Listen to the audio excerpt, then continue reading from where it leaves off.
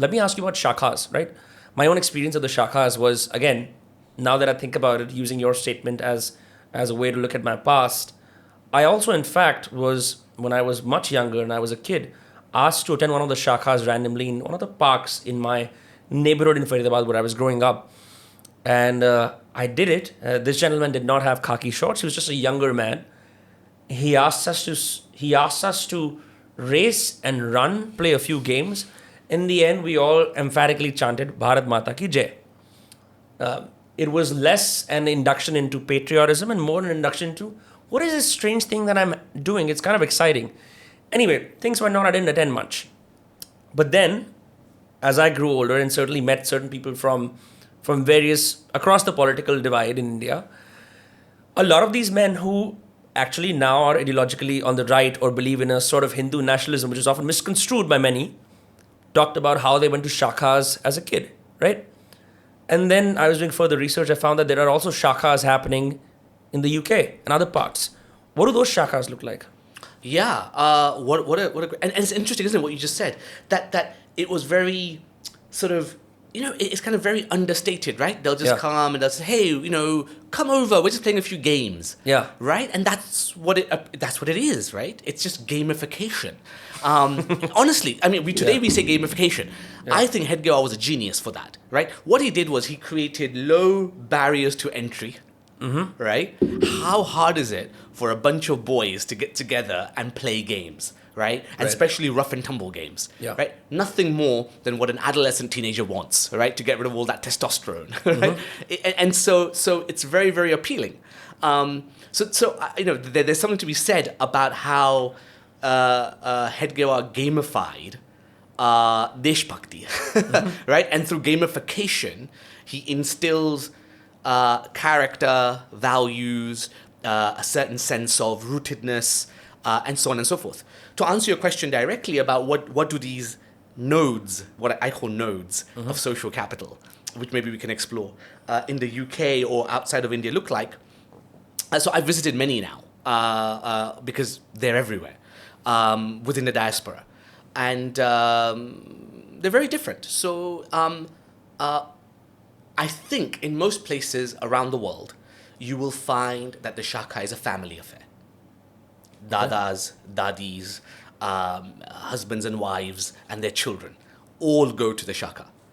So it's a very different atmosphere. In fact, when I came here for the first time and I saw some of the shakas in India, very masculine energy, very daily, of course, right? And there's a certain potency in India.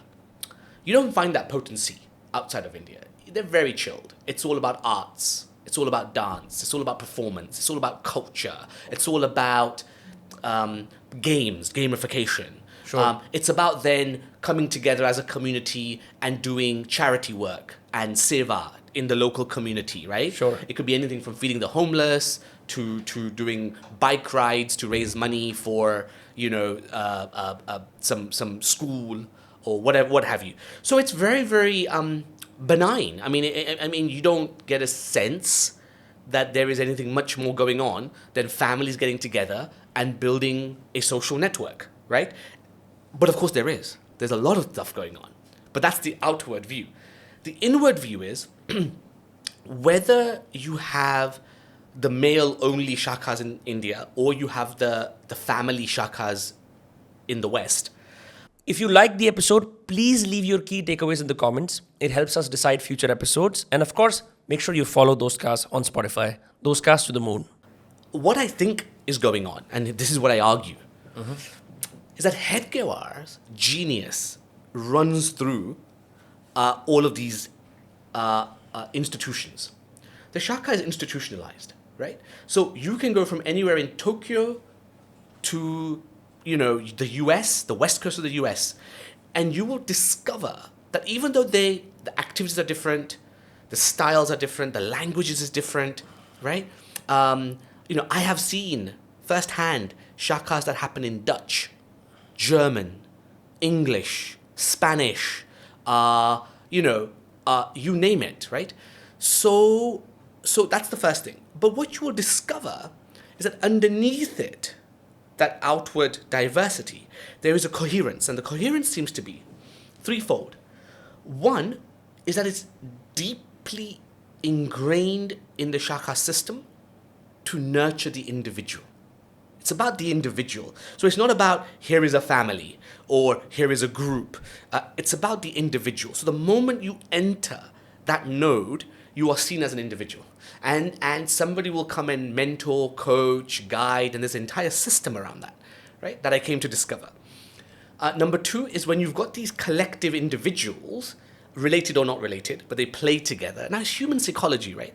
Once I play together with you, once we've broken sweat, right, as they say, there is a certain camaraderie that gets built, right? So that happens. So then what happens is through that individual coaching and mentoring and then the collective gamification, you start creating social capital. What Robert Putnam calls social capital is exactly that happens.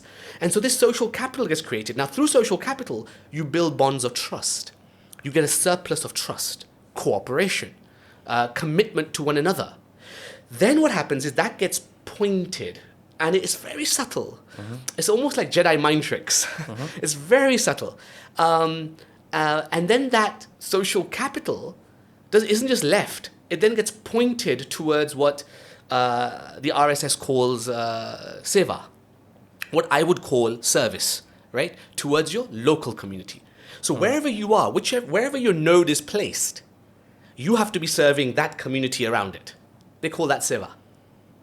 So now you have decentralized, autonomous units working independently all over the world that brings families together through games, through arts, through dance, building communities. Those communities then get pointed towards service. And before you know it, you've built a collective, coherent, international, decentralized network. That's crazy. They must love Bitcoin. It's incredible, isn't it? Absolutely incredible. And I'm telling you, the more I discovered this, I have to confess, I started this project as a skeptic, right? Skeptic in the sense of, I ain't going to be able to pull this off. Why am I even doing this? What kept me going was as I discovered and I scratched the layers and layers and layers of the methodology of the Sangh, methodology of how Hedgewar had, built this system. It just intrigued me. And I thought, my God, I'm actually getting the opportunity to peel back the mind of a genius. Now, whether he's a benevolent genius or a malevolent genius, that's for others to decide, right? I don't know that. That's not my job. But he's a genius. And this genius is what you see everywhere. In fact, I call it in the book, this is his militant genius, right?